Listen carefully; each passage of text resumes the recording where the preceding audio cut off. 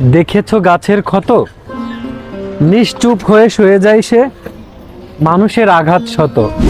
গাছ হাসে, গাছ কাঁদে, গাছেরও তো প্রাণ আছে।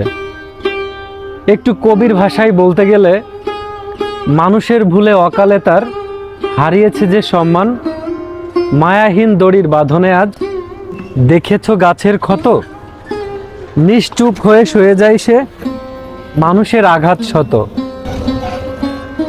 আমরা মানুষ হয়ে মানুষের পরিচয় আর দিলাম কই?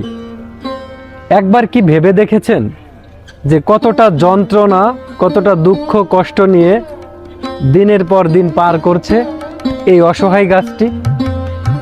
একটু অন্যরকম ভেবে দেখুন তো, এই স্বার্থের দুনিয়ায় আমরা কেউ কাউকেই ছাড় দিতে রাজি না।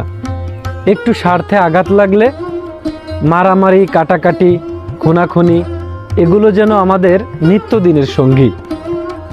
অথচ দেখেন কি নিশ্চুপভাবে সহ্য করে যাচ্ছে শত শত আঘাত।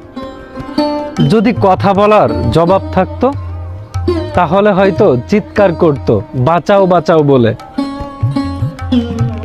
বলতো ফিরিয়ে দাও, ফিরিয়ে দাও আমার সেই হারানো লাবণ্য। আমরা বইয়ের ভাষায় পড়েছি, গাছ লাগান, পরিবেশ বাঁচান।